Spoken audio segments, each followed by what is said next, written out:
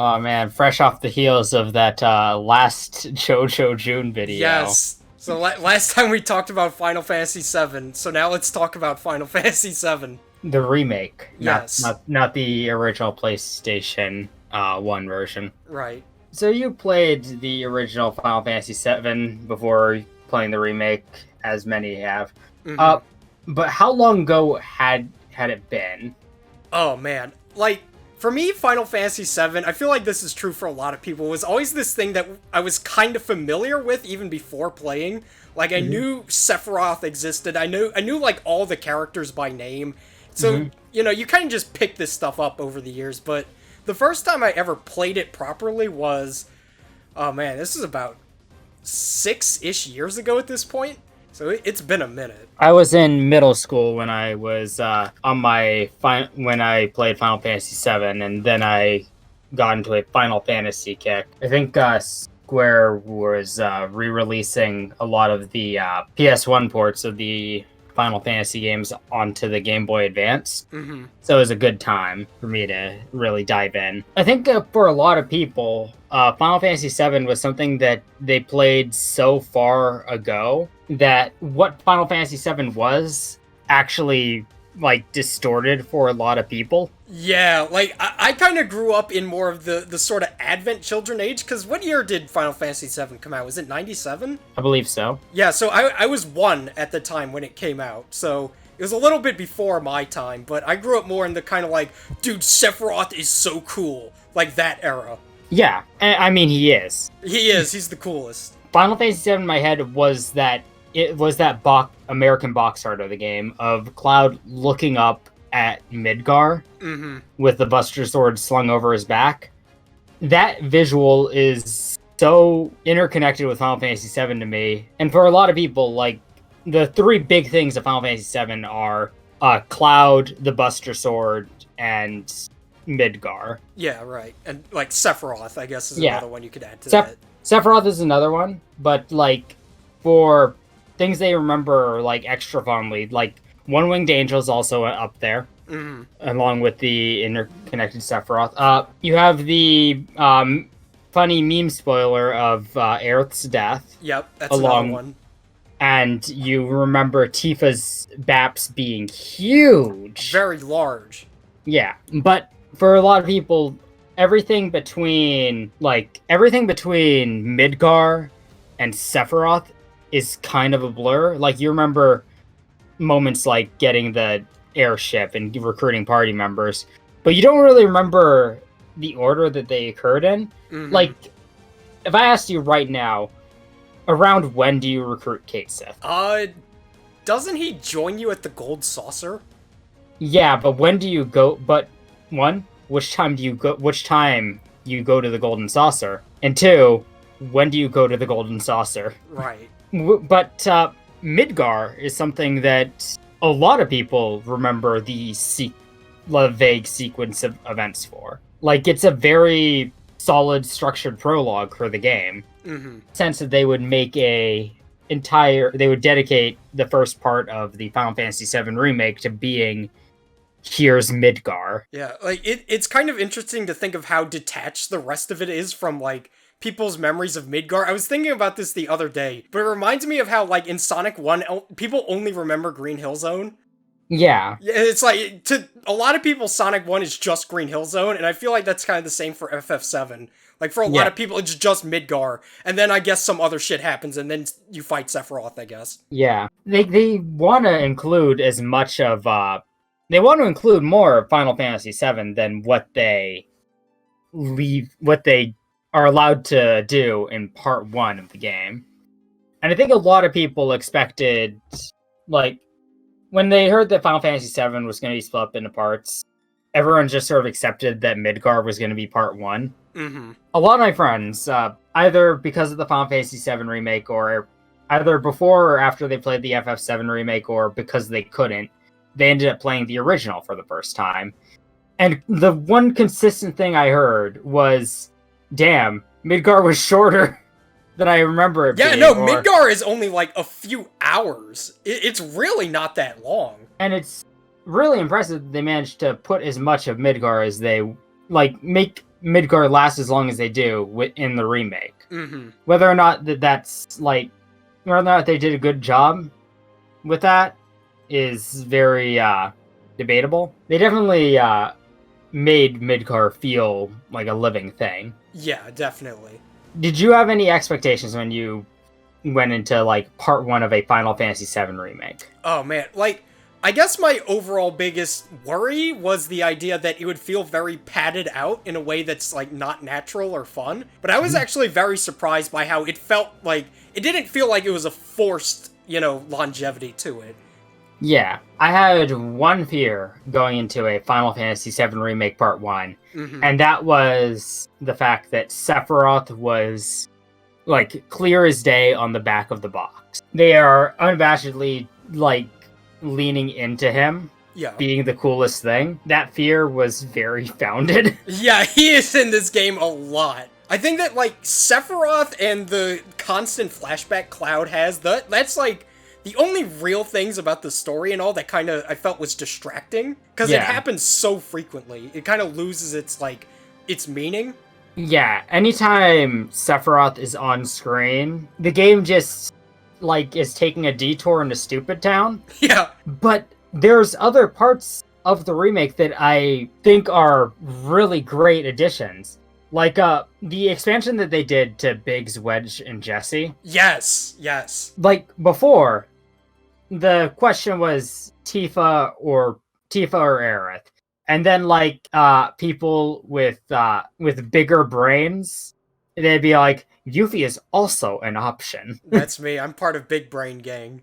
Yeah, big brain people would talk about Yuffie. No one would ever mention Jessie because she was such an inconsequential character in, like, the original. Mm-hmm.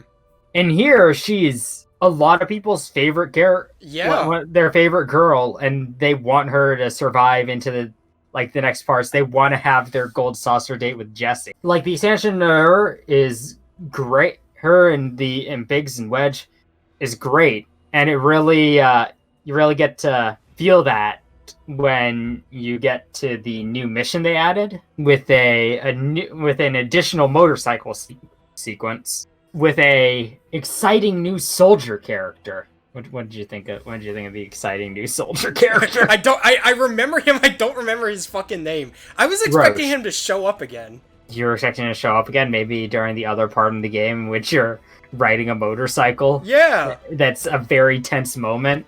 Yeah, like, I was getting away from, the fucking Shinra building. I'm like, alright, where's my motorbike rival? Where's he at? He's like, he wasn't there. I guess he's taking a break. I don't know. It's very weird that they build him up as much as they did over trailers and such. Mm-hmm. Only for him to just be a one segment and then forgotten character. Yeah, maybe he'll show up in, like, part 2, maybe? But, I don't know, that's just kind of weird to me, to build him up as a rival, and then he's, like, a one-time thing.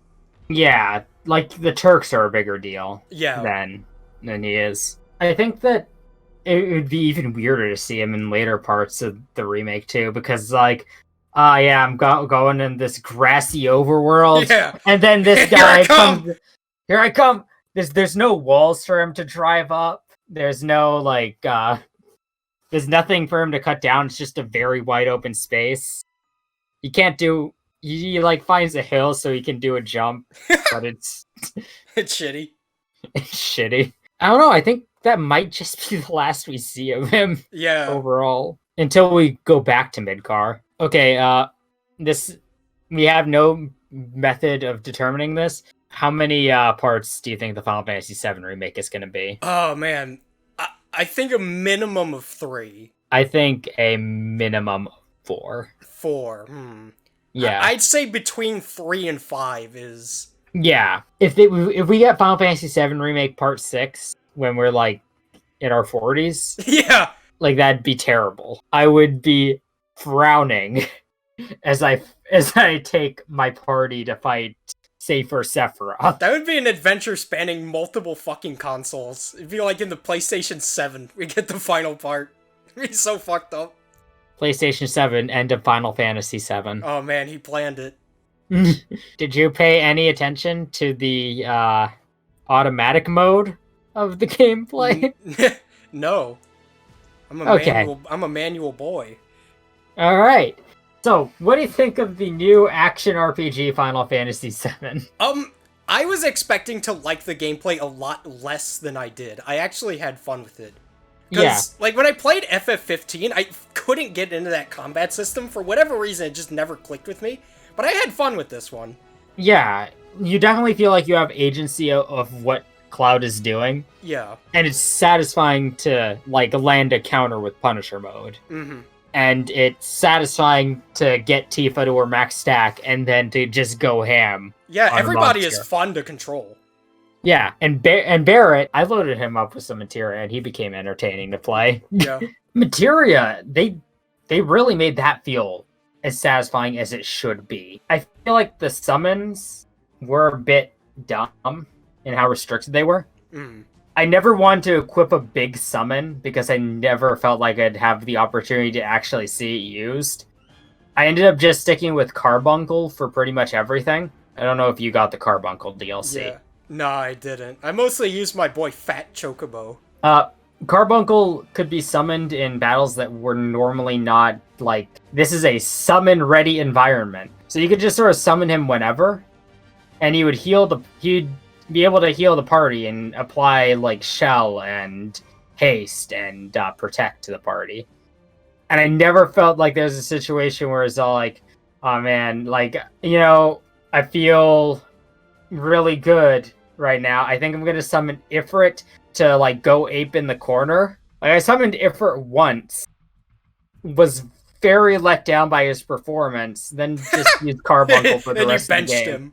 Yeah. Summons were, at least they weren't how they were in 15. Like, it's very cool when you bring them out. And I'm very much looking forward to the Knights of the Round, where there's just, like, 12 additional party members running around. That'd be sick. Showing the power of the PlayStation 5. Yeah, what do you think of Chadley? My boy Chadley. I couldn't get over his name at first. I know, his fucking name's Chadley. This boy with a very mysterious storyline. This fucking VR combat simulator fighting gods. Yes. I can simulate Wutai's water god, Leviathan. What the hell are you gonna get later in the game if, like, New Game Plus is a thing? Are they just gonna have Chadley come back and it's like, okay, the Ifrit software that I put in that materia has expired. You'll need to renew your license by fighting Ifrit XP. You need new Ifrit drivers.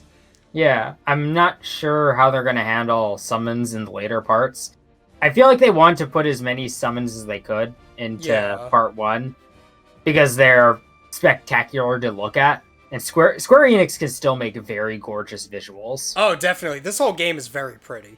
I'm looking forward to it being on PC, where the textures will load in faster. Yeah, that was my only technical... 5. That was the biggest technical problem I had, was, like, just ugly textures that would sit around for a while, and then the nice ones would pop up. Okay, but did you have the issue with that one, like, quest giver where you talk to them, and the game, like, locked up for a good few seconds? Yes. Yeah, I had that, yeah.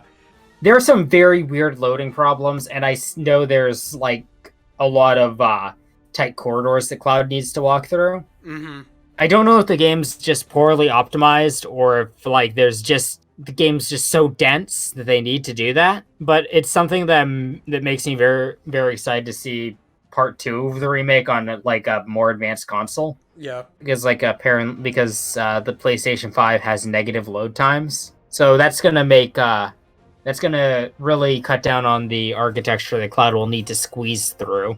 Yeah, they nailed the scene where Cloud gets in the dress, speaking to Cloud squeezing through. Oh, dude! Now I was never too into Trap Cloud before, but after this, I might be a changed man, dude.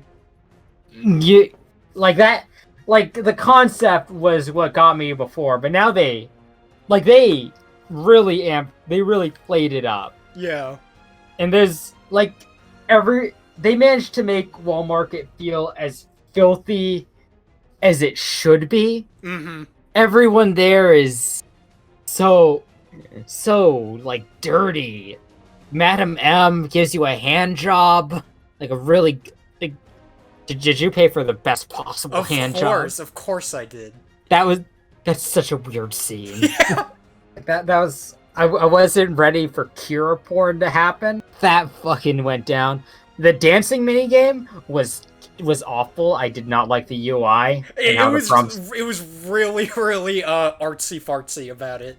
I don't know. I Yeah, kind of liked it because of how extra it was. if the button prompts were like more consistent, I could see myself like getting behind it a lot more. But with the prompts being so lackadaisical of when they're gonna show up, I wasn't feeling it. Yo, but Chocobo Sam, Yeah, my dude. they turned like some random nobody who just tells you where Tifa is and made him like this kind of cool character who has a story. Yeah, that's one of my favorite things about this is just how much it expands on random literally who's. Like, if you told me last year there's gonna be a moment in your life where you say, thank God Wedge is alive, I would be like, you're a liar. How about the moment where Johnny, who's up until the Final Fantasy VII Remake, has been a joke on how terrible his localization was going to be such an endearing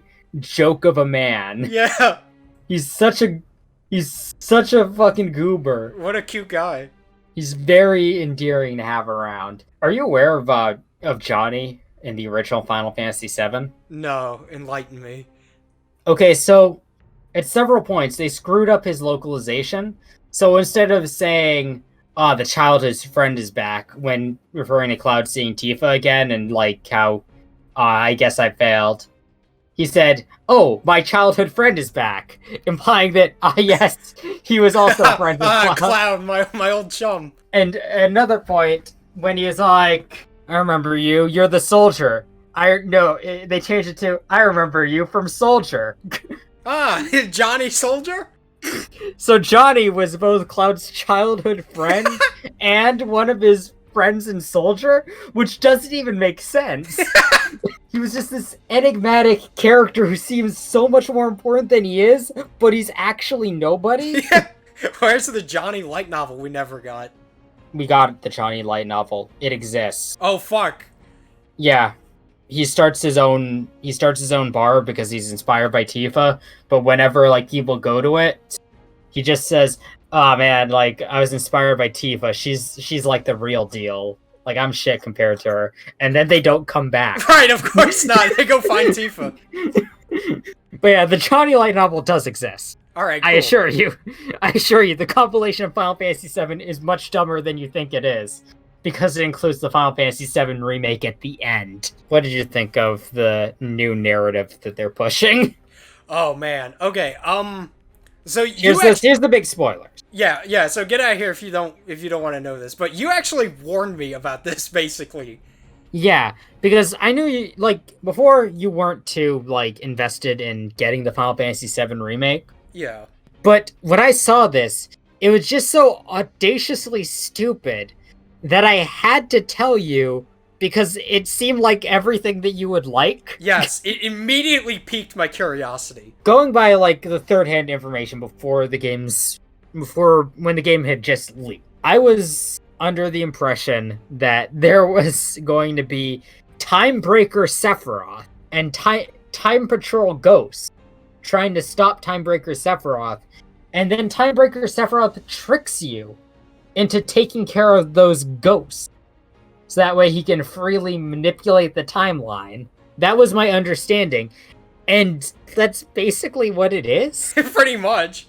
Normally when you hear a description that stupid, it's someone embellishing it. Yeah. No, not everyone in Kingdom Hearts is Xehanort or Sora. There's also Disney characters. This sounds like an exaggeration, but it's exactly as dumb as you expect it to be. Mm-hmm. Is how it's described. It's a very slow burn too, because it seems so normal, and then the ghosts show up, and it's like, what are those ghosts? Those weren't in FF7. And then by the end of it, you're fighting time gods in some other dimension, and Sephiroth is there, and it's like every time Sephiroth showed up, it was so awkward. when he puts his hand on Aerith's shoulder, and it's the worst. It's just him saying, hey, God, you remember when I remember? Do you don't remember Final Fantasy VII? Like, you haven't gotten here yet, but the person playing this game, they know what I'm talking about. He's got like a very like he always talks with this very like seductive Sephiroth tone. Mm-hmm. I don't think it's the same voice actor as in Kingdom Hearts, but he's doing a good job at capturing the Sephiroth that Kingdom Hearts Sephiroth was. Mm-hmm. If he isn't, the addition of the Time Ghost and how close they were to Aerith in particular made me very aversive to spending any time with her. Yeah. Like, whenever the game gave me a choice between Aerith and Tifa, I would go to Tifa. Because I did not want to deal with, like, Aerith. And then, like, oh, that was nice. And then, like, she starts, like, freaking out and ghosts are everywhere. There's the scene at the church where Aerith's running away from Reno and there are ghosts everywhere. Already a pretty dumb scene. Mm-hmm. That makes Cloud act out of character to just, like, outright try to, like, kill Reno then and there. But then he gets stopped by the ghosts. And then there's a part in that sequence where Aerith's running away and the guardrail breaks and she starts to fall over. In a normal narrative, Cloud would be the one to pick her up, and it would build chemistry between Cloud and Aerith. Here, a ghost like leans in to carry Aerith back up to make you ask, I guess the ghosts aren't bad? Yeah, thanks, ghost. It doesn't make for a good story, and it definitely didn't make for like a compelling like set piece. Because it was just ghost nonsense. Some people are comparing the Time Ghosts to like the concept of people who want a pure Final Fantasy VII remake. Uh-huh. And how like they're correcting the timeline because that's what you want. Right. You want so it's a meta comment. The ghosts are the purists. Yeah. They're angry about Nomura's own creation, where he included the ghosts. Yeah, and that's the thing. No one's yelling about like more. Oh, they've ruined it by giving me more time to spend with Jessie. No one's complaining about that. What people are complaining about is the ghosts in Sephiroth. Yeah. And it's such a self-fulfilling prophecy. It totally is. Apparently, like they said, don't worry, the rest of the remake's gonna be much more straightforward. But like these ghosts are so laughable. I saw a lot of like shit posts going around of like the ghosts being in classic Final Fantasy scenes. Uh-huh. Like the scene where Celeste throws herself off the cliff in Final Fantasy VI. Like they edited the ghost into that, so that way she doesn't do it. When Sabin's suplexing the train, the ghosts are helping him pick it up. They're so helpful.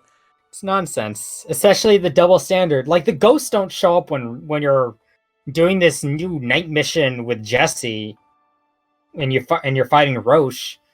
Why are the ghosts trying to kill him? For existing. Yeah, not in the original. It's a very weird addition to the story. But did you like it? Did you like it for being fucked? I respect the balls of Nomura to be like, okay, probably the most anticipated, desired remake ever of all time. Let's fuck with it. Yeah, like, I respect the hustle of that. Yeah, Nomura is a man who you can't say isn't willing to try things. Yeah. Nomura's willing to make the secret ending of Kingdom Hearts 3 a trailer for Final Fantasy Versus 13. Yeah, what a god. I think if the ghost just stayed as that, just like Time Ghosts, that'd be one thing. But what'd you think of the ending? Oh, fuck. Okay, the ending is when things goes tits up sideways and becomes just becomes fanfiction, basically. Yeah. Spoiler within spoilers, Zack Fair might be alive. It's possible. That's gonna be a really weird thing if they just abandon that plot point. What the hell is Zack Fair gonna do? Is he gonna become a party member? Are we going to get Final Fantasy VII Episode Zack? Is Zach gonna have his own party? What do you think Zach Ferris' party is gonna be? Oh, fuck. Did you play Crisis Core? I did not. Okay, because there's quite a bit of, like, Crisis Core fan service in the remake. Like, the war with Wutai was a thing in the original, but they really embellished it in Crisis Core, and they really carry that over here. And that's some nice stuff. One of Cloud's buddies from Soldier shows up, and he's from Crisis Core. And he's just, like, really pumped to see him, because that means Zack might be alive. And he is. Like, there's no way they're gonna end it at Zack, though, right? They're gonna include Cisne, and then they're going to go all in. We're gonna have to confront Gact at some point, right? Secret boss. We're gonna have to confront Gact. He might not look like Gact. They might, like, redesign him and not call him by his actual name of Genesis. I'll bet a paycheck that Gact will be in the remake at some point. His character of Genesis. Do you think Aerith's gonna live? Oh man, it seems possible. Like, now the floodgates are open for if Nomura so desires, he can just fucking make his own Final Fantasy VII. Yeah. If he so chooses. If he so desires, he could make his own Final Fantasy VII that has Zack becomes a party member. We get, like, cool Rufus stuff. He becomes part of the crew, I guess. It's so dumb. He was in Advent Children. He was. Yeah, we could fight Sephiroth's like weird children from Advent Children. I assume that they were the Advent Children. we can get Force Ghost Aerith. Does she become a time ghost? It's like she shows up, she's like, Cloud, I'm a time ghost. Yeah, she becomes like a benevolent time ghost, like her own thing, her own here to agent. Help you fuck up the future.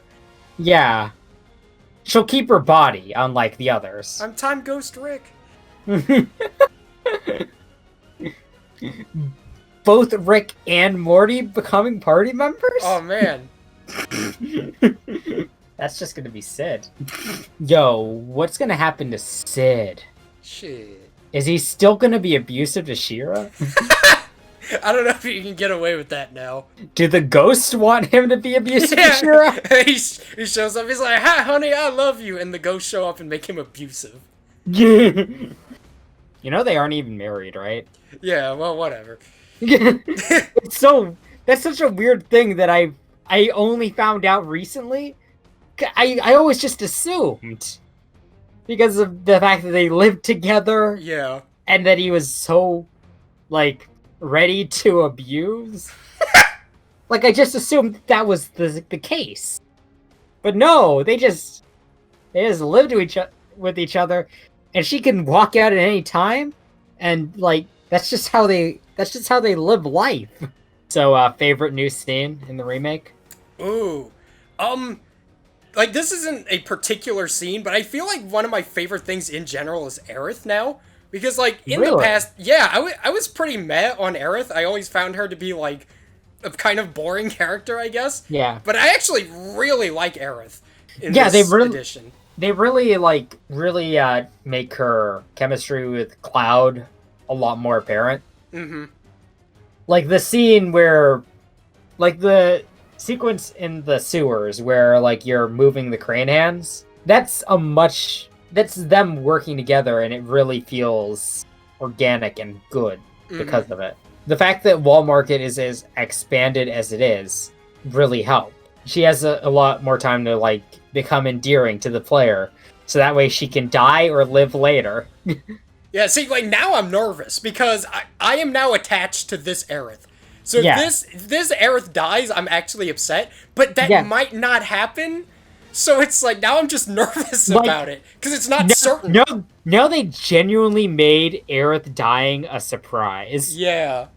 Which is something that would be impossible unless they fucked with things. They made the game so fucked that if Aerith died, people would be actually shocked by it. And I think that is a very impressive feat. Yes, definitely. It's an impressive feat of, like, backward storytelling to where you fuck something up so bad it becomes unpredictable. I've really found myself endeared to Barrett. Yeah, I actually feel like I like basically every Final Fantasy VII character a little bit more after this remake. Yeah, before there were party members in Final Fantasy VII that would consider like a 6 out of 10. Now I think the bare minimum is an 8. Yeah, and Aerith's only an 8 because she's connected to the Time Ghost. Sephiroth is the worst character in the remake by far. He is a little obnoxious. Because he really plays off of the fact that you know who Sephiroth is and you think he's so cool. Yeah, and they don't organically make Sephiroth cool like they did in the original, where you just see a massacre of all of Shinra. You just get the concept of this is Sephiroth's doing. And then you see the Midgar Zolom impaled, and did Sephiroth do this? Sephiroth is built up so well in the original Final Fantasy VII, and here they just throw him out there. Yeah, there's not really any mystique to him. I want him to be more mysterious than he is. And then he just shows up as a Disc 1 final boss. Who's gonna be the boss of Disc 2? Another Sephiroth? See, I almost wonder if there's, like, a fear of some sort of at Square Enix that, like, they wouldn't be able to make another one. So it's kind of like, fuck it, let's just make our crazy vision of this and you'll fight Sephiroth at the end. And whatever, if we go bankrupt tomorrow, at least one of them will have come out. At least you will have gotten to listen to One Winged Angel and fight Sephiroth.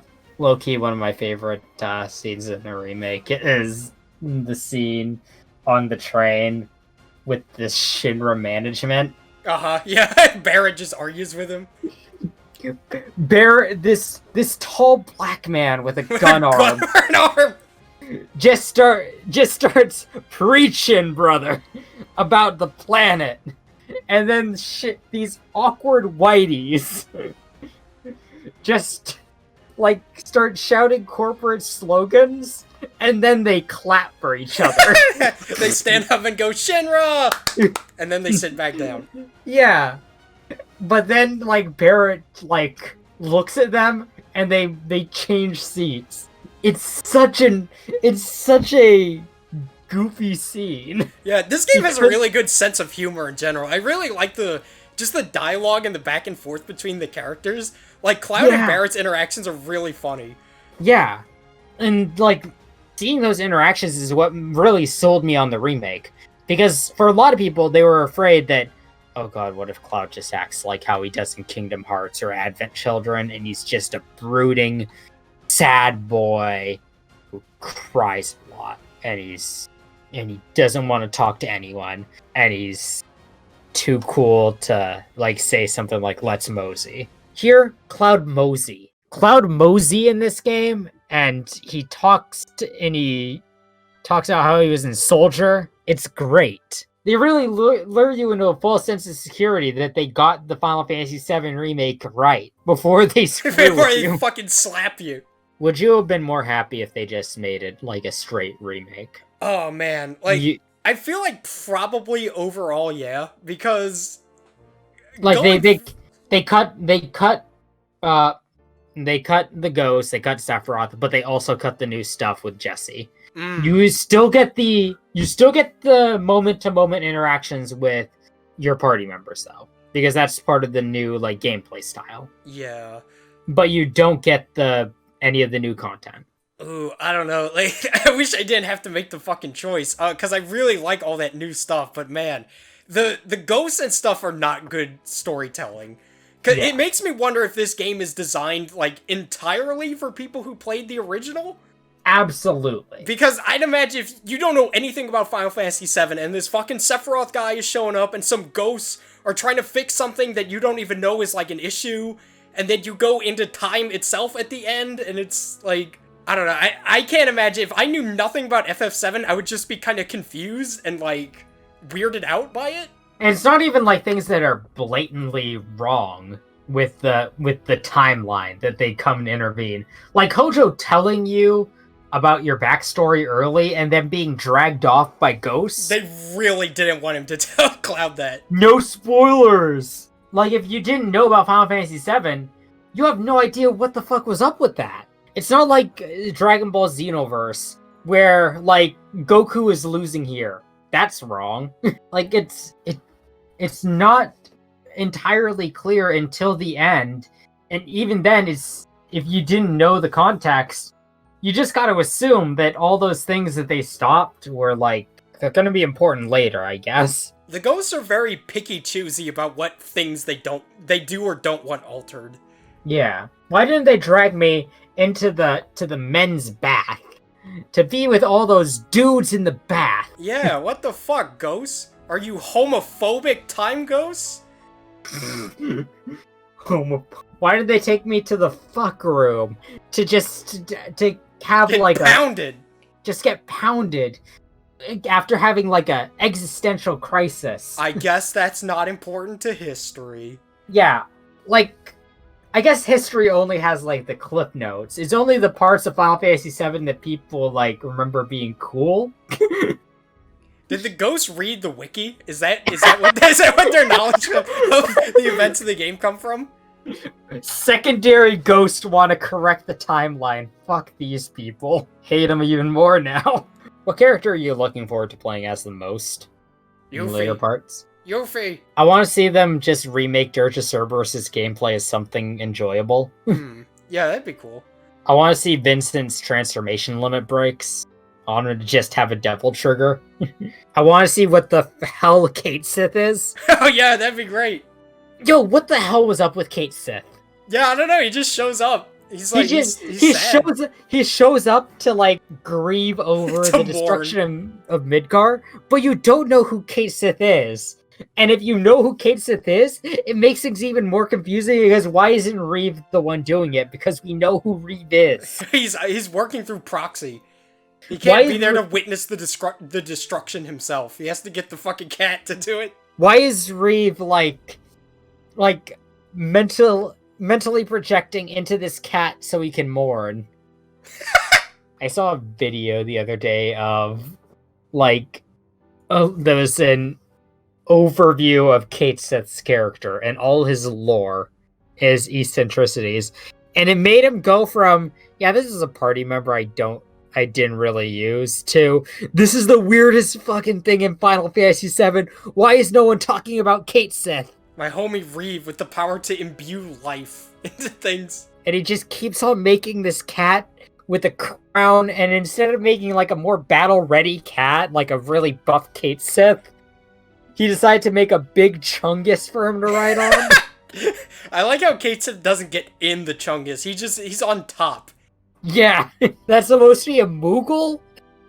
It looks like shit. The worst Moogle ever. He's such a bizarre character. I want to see him in the remake. Me too. I'm ready for him. I'm ready to see what Kate Sith can do. I'm ready to see I'm ready to ride the Chungus. And get into scripted battles where he gets the limit break where like he grows to massive size. Mm-hmm. He's no longer going to have that limit break, but there will be new scripted moments where there's a like, oh, this thing is too big for like the party members to face on their own.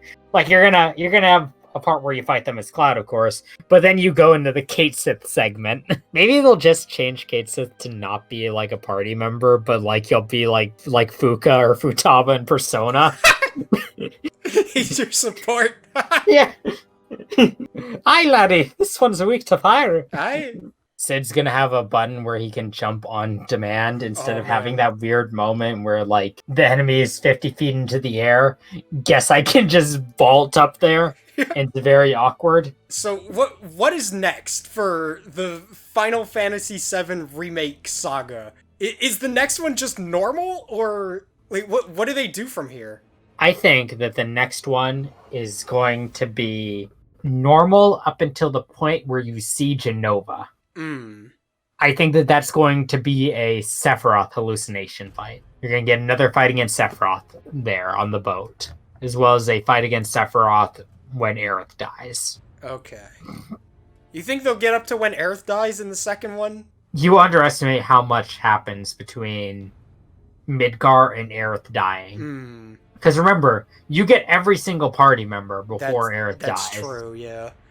Do you really think that they're going to make gameplay styles for Yuffie? Because we all know that Yuffie's not going to be an optional party member anymore. Right. Yuffie and Vincent are going to be part of the main story. So you think they're going to make new gameplay styles for, at the very least, Kate, Sith, and Sid, but probably also Kate, Sith, Sid, and Red 13. 3 new gameplay styles, plus potentially Vincent and Yuffie. And you know what? Potentially Zack. Yeah, my dude Zack. Zack Fair, iconic part of the original Final Fantasy VII. Also, we have the entire flashback sequence, which might just be a Crisis Core remake. What if they just remade all of Crisis Core and called it Final Fantasy VII Remake Part 2? Crisis Core? But it's Cloud's flashback sequence, and you get parts where you're playing as Cloud, and you get parts where you're playing as Zack. Like, what actually happened, what Cloud remembers, is not fully explained, and there are ghosts. I'm glad that Final Fantasy VII Remake made a resurgence, and it offends me that people called it a flavor of the month. Imagine calling Tifa a flavor of the month character. Ooh, yeah, that's fucked up. Yeah, imagine putting Tifa Lockhart on the same level as Monica from Doki Doki Literature Club. I say this as someone who loves both of them. But these are not equivalent. The only thing they have in common is they are attractive female characters that I like. I would call Jessie a flavor of the month. Yeah, I would say so. Jessie, that can be flavor of the month.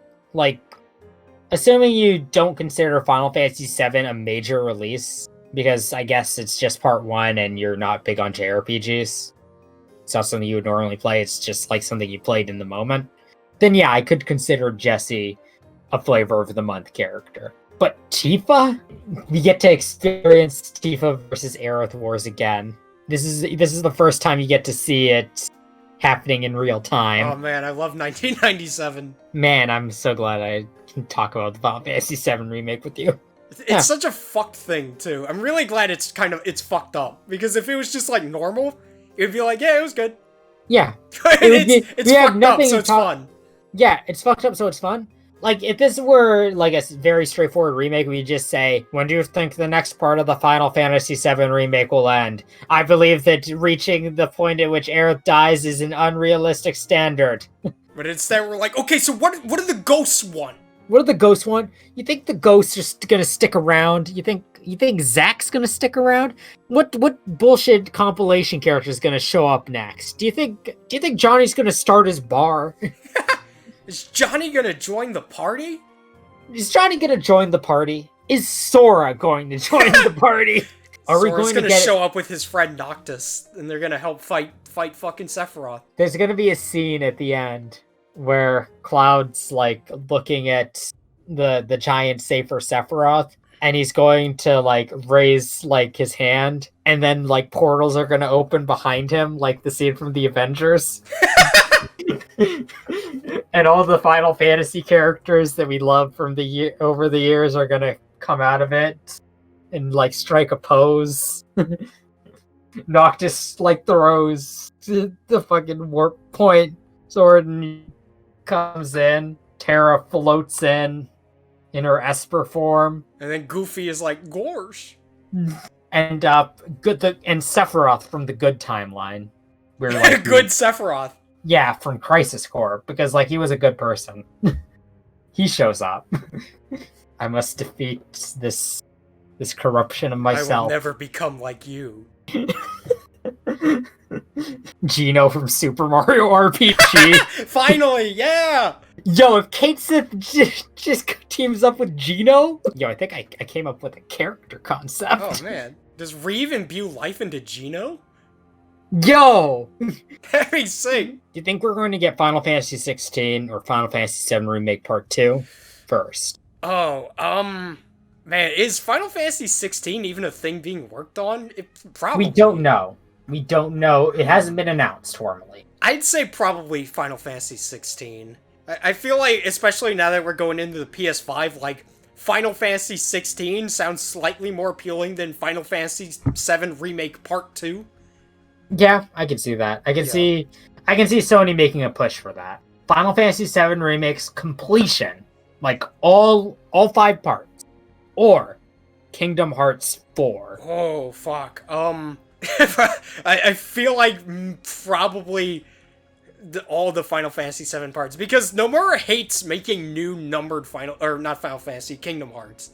Yeah, like we still have so many spin-offs to go through before we approach Kingdom Hearts 4. Yeah. There's now like several races going on within Square Enix to see what Final Fantasy 7 Remake is going to come out before. Good times. Yes, good times. very Good video. Yes. Good video. Good video. Bets are on the table. Goro, Ketchi, and Aerith race to the graveyard. Who will die first? Who will survive?